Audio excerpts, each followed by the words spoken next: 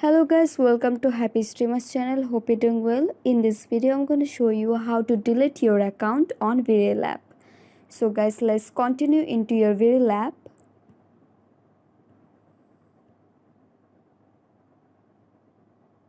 And then just tap on the profile icon in the right side of corner.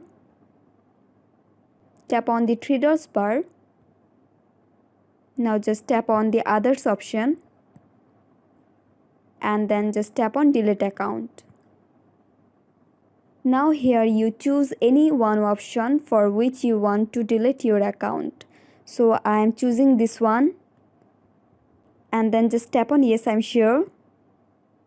And guys, let me tell you something, that if you want to delete your account and if you delete it and you do not use this app within 15 days, then your account will be permanently deleted.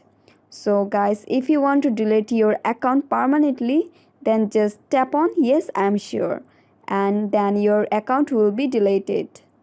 So guys, that's it, and that's how you can delete your account Bereal app very easily. So guys, I hope this video was helpful to you. If it was, then please give a thumbs up and hit the subscribe button. And thanks for watching the video.